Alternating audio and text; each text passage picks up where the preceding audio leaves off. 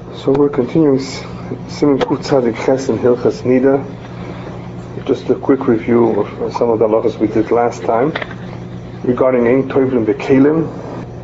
And this is learned from a Mishnah that there would be a problem if a woman would immerse herself standing or sitting on a kelim. And the question is, what's wrong with that? Well, there's two explanations given.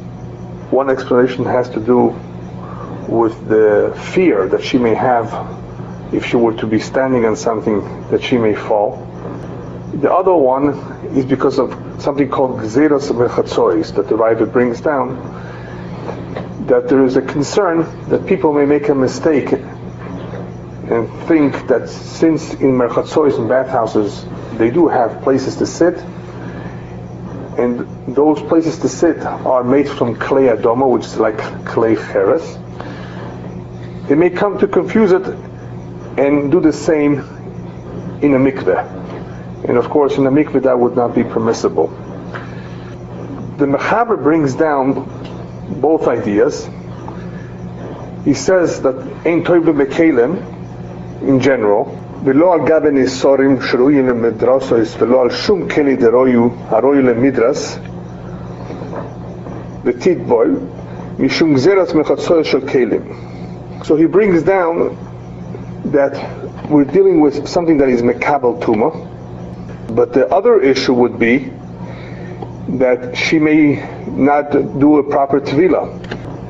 So therefore he says, "V'chen lo taimod al gabe kli cheres v'lo al gabe bikas v'titbol ve'af al pi she'en kli cheres metam migaboy v'lo roi lemidus chosh chash chachomim hu shem lo tifached shelo tipa v'lo titbol koroyu."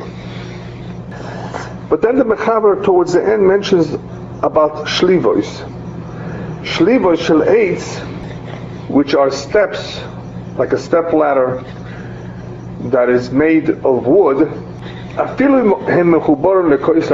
though they are attached to the wall of the mikvah, lo also lo tevilah. According to the Mechaber, the tevilah doesn't count. The pshute klei eitzem, in other words, they can be used, even though they're still pshute kleis, they haven't really been formed into anything. They can be used to make ladders from them, and therefore midrabanan, it's mekabel tuma. Instead, the ideal thing to do would be latzos bimkom madrego shel avonim, to make steps of stone, and of course tiya madrego rechova daled, and it should be wide enough so she shouldn't have any fear of falling off. But that was the Mechaber. Shuchan Aruch said that we don't hold like that. With shlivois, with the steps, we are mekel, we are lenient for a variety of reasons that we've explained, but the Shach brings down that once they're attached to the wall of the mikveh, it's not really so much of a problem. When is it a problem? With the pshutei kleis, when it has been fashioned into something, and then you bring it into the mikveh. But if you're constructing it, and as you're constructing it, you're attaching it to the walls of the mikveh, that shouldn't be a problem. Or you're being mevatel to the walls of the mikveh by nailing it in.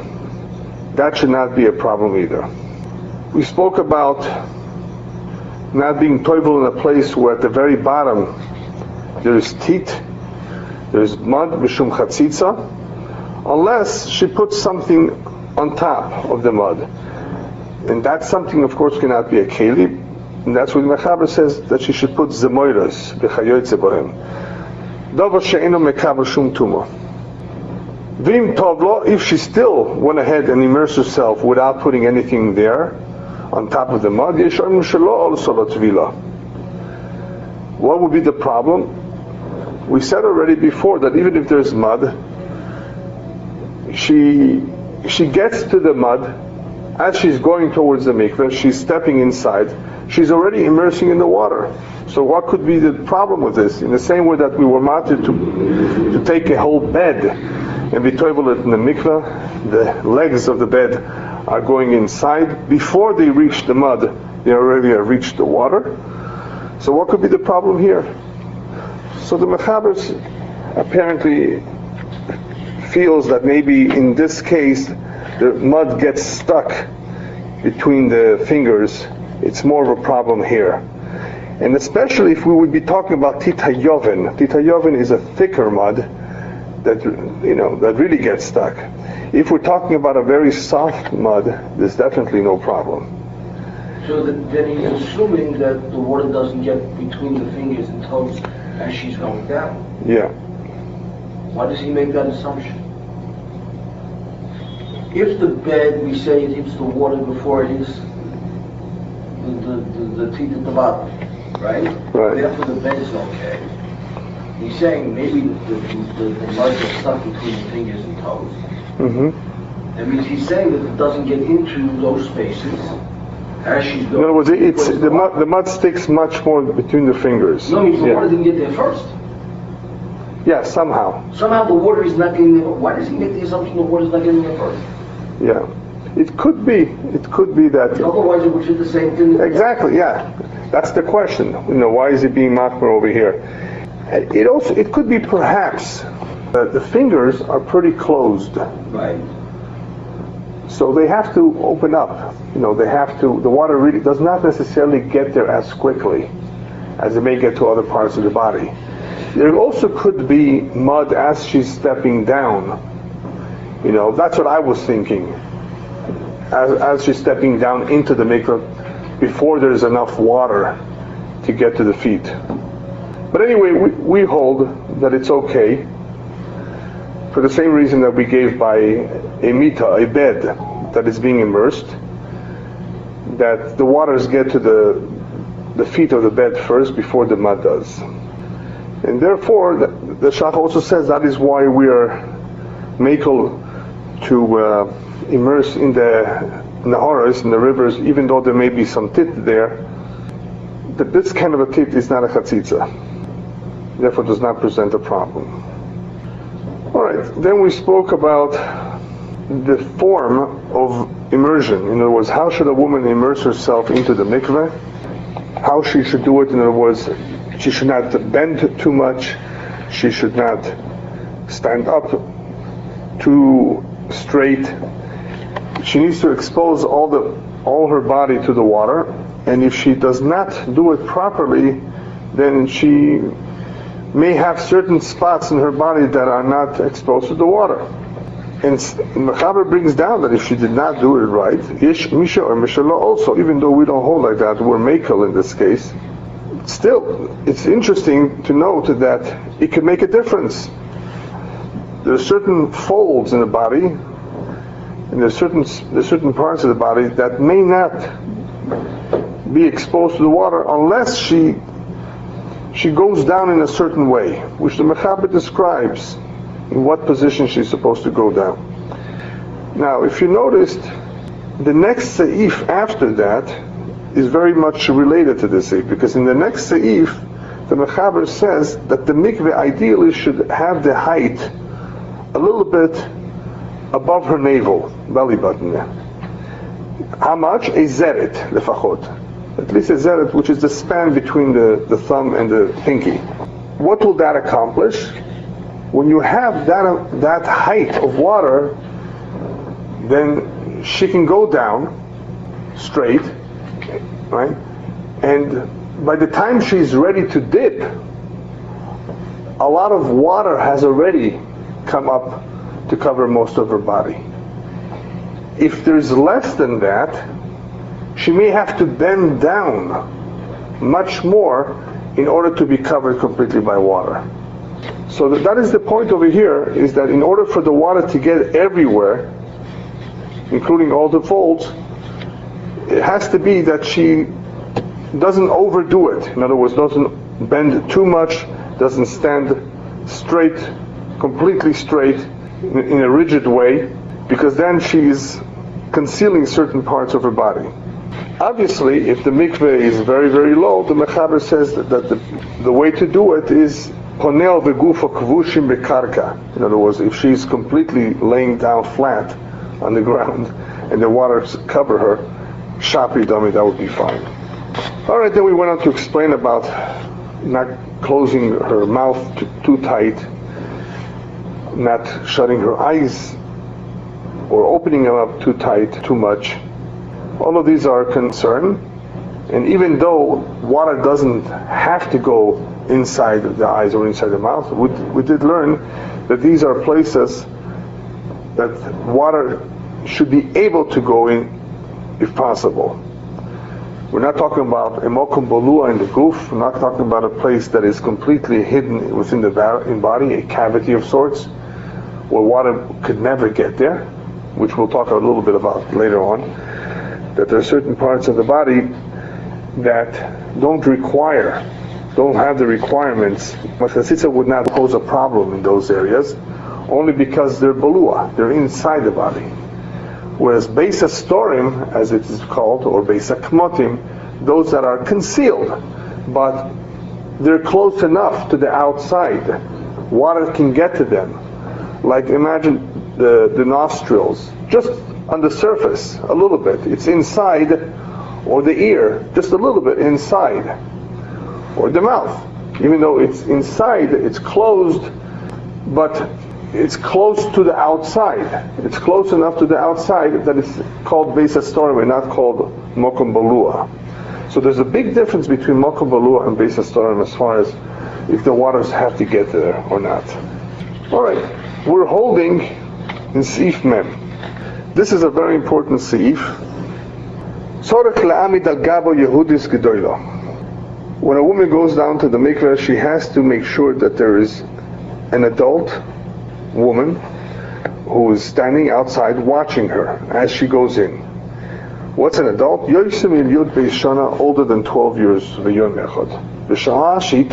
the time that she's going down to the mikveh, this woman's job is what? Her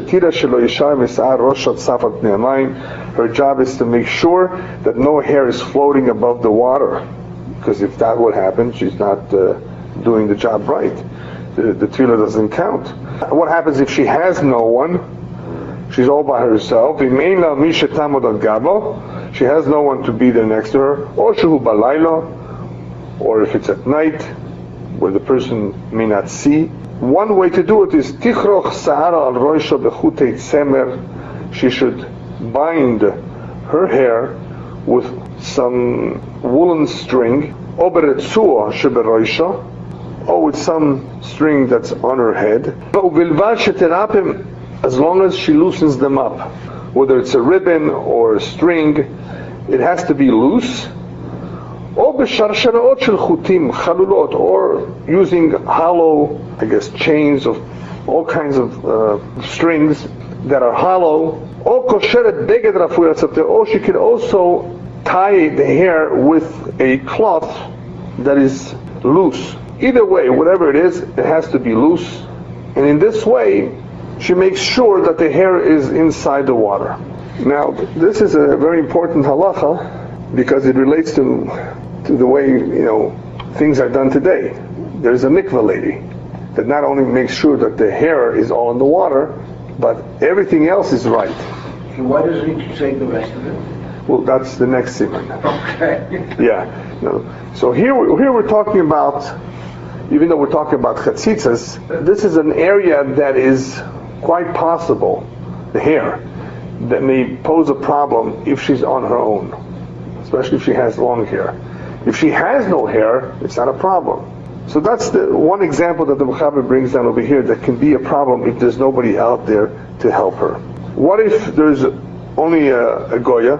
So the Gra brings down that a Goya is not named Menes. She has no Nemonos, she's not believed, therefore we cannot use her for this Tevila. With a Ketana, with a young girl, even though in areas of Derabanan we could believe her, here it's called Ischazek Isura, and therefore we don't believe her. We can't use a little girl either when there's already an Ischazek Isura. Now, Rabbi Kiva Eger brings down that it's mashma from the Torah that if she was toivel without a woman standing there, it could be a problem, that the tefillah wouldn't count.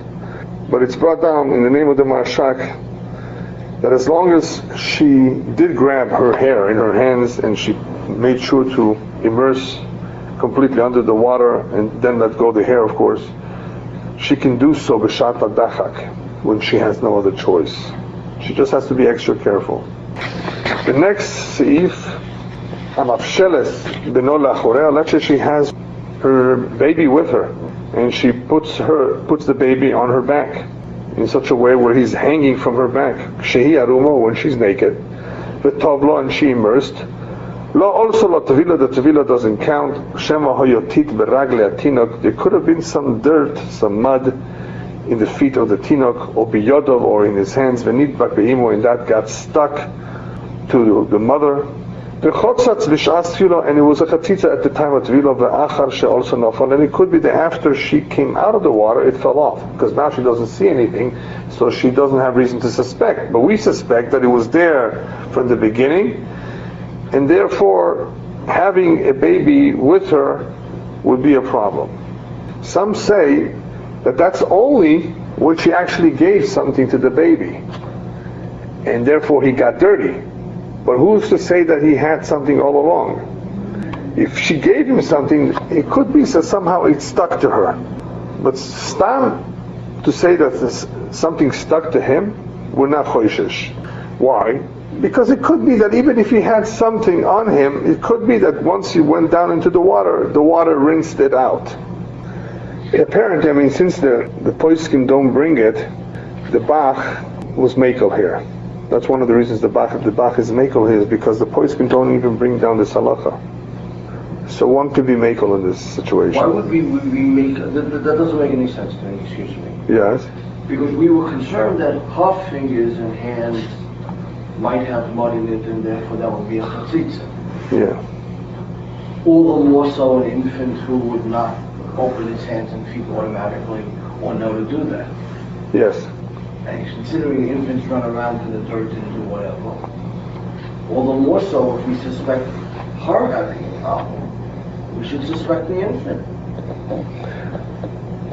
But anyway, no, we don't. The Shach brings down here that the Bach paskins that also the tefillah counts. However, he brings down that if she gave a tafshil, a food, she gave him something, she gave him cake, she gave him something, and it could be sticky. Also la tefillah. So apparently that would make the difference. That we know she gave him, and the fact that she gave him could be something stuck, and she would have to go back into the mikveh. If that was the case, she had the baby on her. We're choishish, but we're not choishish if everything appears to be okay. She didn't give him anything. So the Bach says that this is all b'di'evet. Obviously, this is not the ideal way to be toivel. But if there's no reason to be choishish, there's nothing on him, she didn't give him anything, then it's okay. B'di'evet. Next seif. Nichnesu tzroiros uksomim v'sitke ragleo melemato choitzitzim.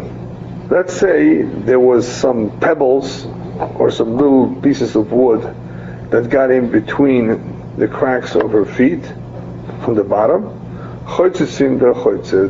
Even though you may say that this is perhaps Basar storm, we did say that even in Basar storm you need for the water to be able to get there. And therefore, in this kind of a situation, everybody is moide. This din actually of Tzoros and Ksomim is, the Basar brings down that in the Tosefta, Rabbi Kiva is the one that says that they're not choitzes, and the Rambam passes like the Rabbanan, who apparently say that it's choitzes. Why? Because it could be Rabbi Kiva holds that it's based like Basar storm, and from that we learn that Rabbi Kiva would also hold that something that's Basar storm doesn't have to be roy lebias mayim. But we don't paskin like that. We paskin that tzorach she'yeh roy lebias mayim. So anyway, the Mechaber here paskins like the Rambam, who paskins like the Rabbanan, that they would be choitzes. So any kind of small pieces of wood that is stuck in her feet would be a chatzitza. Okay. The next seif, Mem Gimel, aspalanis melugma uretia. These are very similar types of bandages of all kinds. Shal Basar storm. They are on the Basar storm itself. Choitzes in their choitzes. Afal pi sheinam tzrichim shikansu ben mayim. Even though, as we've said all along, these are places that don't need for the water to enter. Tzrichim sheyu reuyim v'lo yeva and dova choitzes. Still, they have to be at least accessible. The water has to be able to get there, and there shouldn't be anything choitzes. Comes along the Ramah and says something very interesting. He brings down that a woman should go to the restroom before she goes to the mikveh, if she needs to. She has to check herself for gdolim and ktanim.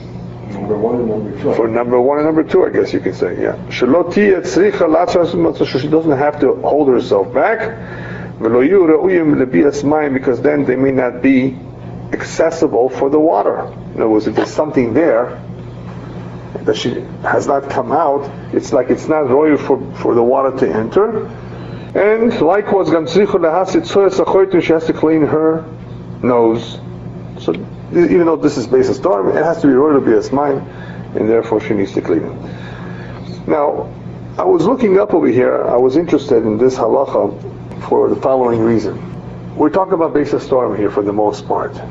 But there are times where a woman may have an IUD device. It could be that, there are times a woman may have an IUD device inside of her body, let's just say. Or she may have other types of contraceptives that are there. Now, some of them are there on a temporary basis, some of them may be on a permanent basis. In the olden days, there used to be something called tabat rechem that was used in the past for the womb. Tabat is like a ring that was inserted there for medicine, for medical reasons. So the question is, does that pose a problem? But that's a mocha balua. Well, it all depends where. Mocha balua means completely inside, but what if it's not completely inside? What if she forgot her tampon, she forgot her moch that she checks with it, or the diaphragm and all these things? Depending on how deep it is, it could be a problem or not. What does it really depend on? It depends on whether it is permanently there or intended to be there for a long time, and whether she's makpid or not to take it out, and she forgot it. That would determine if the tvila was proper or not. These are the kinds of questions that would be raised if somebody brought this to the attention of Rav to decide what to do. It could be that she just left something there that should not be there. That is a bigger problem than something that needs to be there, and it's okay that it's there. Anyway, the din that the Ramah brought down, that a woman did not go to the bathroom, and even though she should have, the Shach says, it's mashal from the Bach, that it's not me'akev b'di'evet. Okay, next halacha. These are very unusual types of situations, but they can happen, where she had some hair, 1 or 2 hairs, sticking out from a makkah close to her head, an injury. And it was mudbak lamaka, and it was like attached to the makkah. Or 2 hairs of her head were like glued or sticking because of the teat, the mud or the tsoya or the manure that was on it. Or 2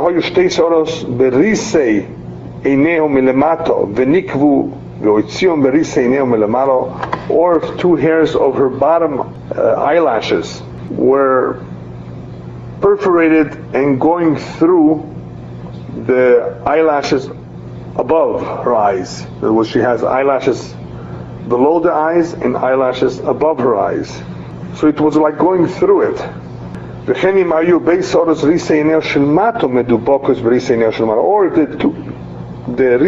the eyelashes of the bottom part of her eye were like glued or attached to the eyelashes above the eye. These are all These are all kinds of chatzitzas that would present a problem. Before she goes into the mikveh, she has to make sure that this is not the case. Make sure that those hairs are not in any way interfering with the other hair. Next seif, lo titbol be'avak shel ragleo. She should not immerse into the mikveh when she has dust on her feet. Vim tov lo, if she did immerse, yesh mi she'omer she'eino choitzitz. Some say that it's not choitzitz because it's going to come off anyway. Yesh mi she'omer she'choitzitz. Some say it is choitzitz. Elem ken shif shefo she'tov lo bechamin. Unless she did rinse them off, rub them off a little bit, or she immersed in hot water. Next, if Niddah she'tov lo b'bgodeo, muteres lebalo. This usually does not happen. but I guess it's possible. Somehow, for some reason, a woman went into the mikveh with her clothes on. Now what? So the halacha is muteres lebala. She is permissible for her husband. In other words, the tefillah counts. So the Shach explains, well, wait a minute, it doesn't just mean any clothing. Neither the dafka be'oisen abgodim shehen refuyin oleh, that's only the abgodim that are loose on her. Avalo be'oisen shehen meudokim, not those that are very tight. You know where this could be a possibility? Today, she's going to the ocean, that's the only mikveh, and she wants to immerse, but she wants to do it with a bathing suit. Can she do it with a bathing suit? A bathing suit, especially the bathing suits of today, are pretty tight. And the poskim today say no. That would pose a problem with those kinds of bathing suits. As it is with the ocean, it's not so simple. Even though it is a mikveh, it is the biggest mikveh of all. But you have to be careful. You need to have somebody to supervise you. It's not so simple. But the question here is, what if she wants to use something lechatchila? So lechatchila, to use clothing, we don't. But the Mechaber says that if the clothing is loose, the diavad it's okay. What would be worse? What would be more strict over an ocean or a large body of water compared to a mikvah? Assuming that everything else is proper. Right. Okay. Supervision, and she's dressed, and she does everything. Leave aside the clothing issue for the moment. Yes. Why would the ocean be just as easy? No, it would be. No, there's other issues. There's the issues of privacy. There's the issue of bringing somebody to supervise you, which sometimes you could use the husband, right? Right. So it would depend on if it's just done properly, right, according to the standards of halacha. In other words, if everything is done properly, it can be done, sure. Yeah. But it's not easy, it has to be done not during the day, it has to be done at night. Just the way you phrase it. As long as the requirements are met, the requirements of tevilah in a regular mikveh, and it's being done in an ocean instead, it's possible, sure. Mm-hmm. Then we have Sif Mem Zayin, Min kinim shedvukim bebasar v'noishchim be'or b'mokom se'ah. You can have sometimes lice that are attached to the flesh, and they bite down on the skin where the hair grows. And they're very, very strongly attached to the basar. The Chaver says, you have to remove them with hot water, and to rub them off, scrape them off with your nail. But you can't remove it, you've tried, and you can't remove them all, then it's not choitzes. So the big chiddush over here is that those that you cannot remove are not choitzes, even though she wants to remove them.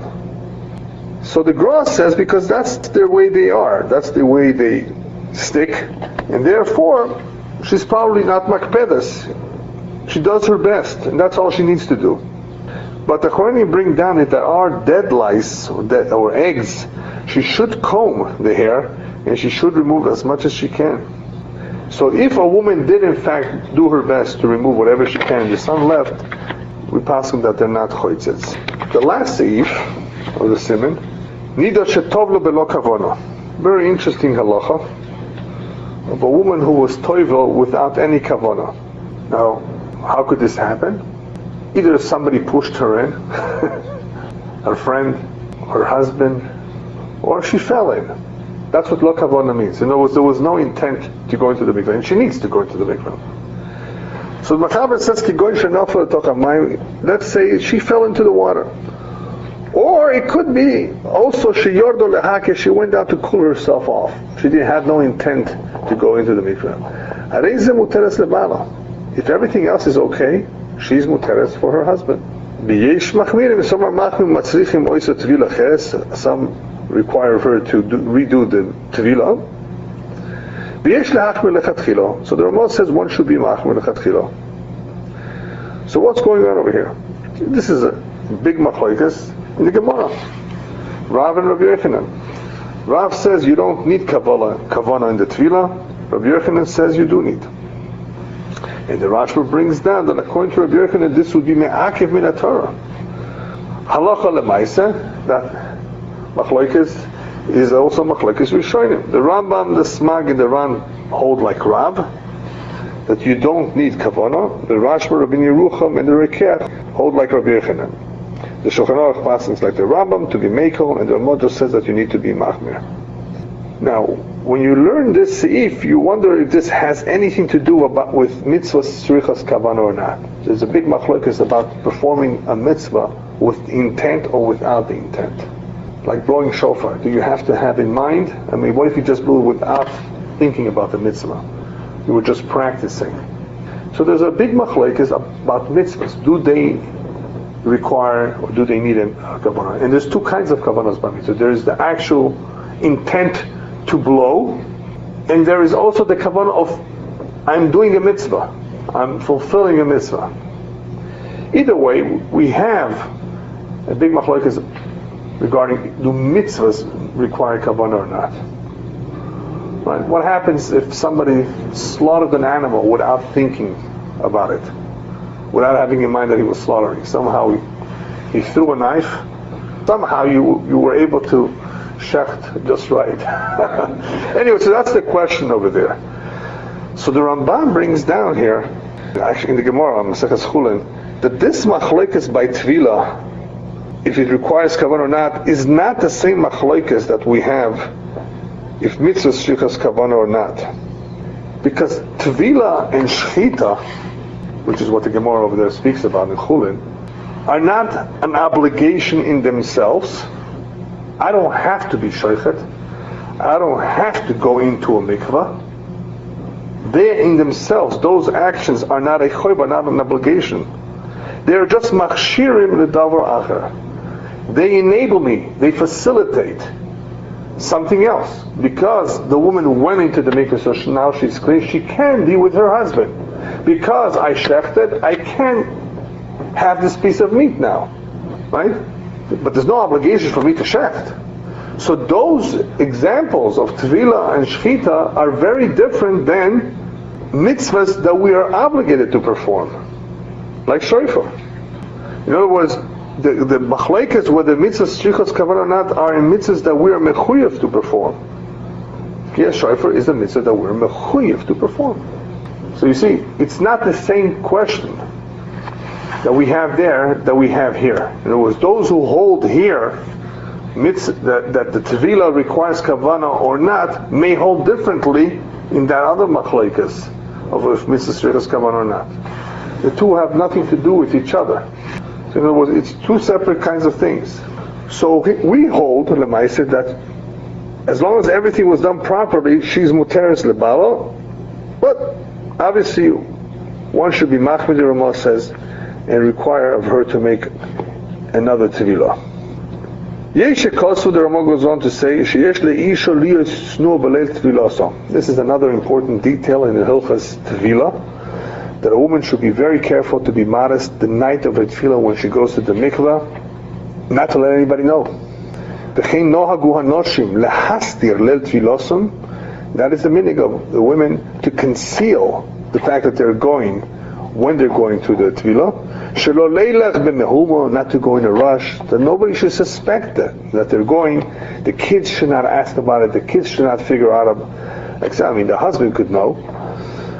Or b'shnei abriyos, if they're around people, shelo yargishu b'hem b'nei odom, the people should not sense that that's what she's about to do, where she's headed. And this is sometimes a problem when you are invited Friday night, especially Friday night. Oh, I have to leave. Oh, where are you going? Well, that's the time you don't want to be invited out.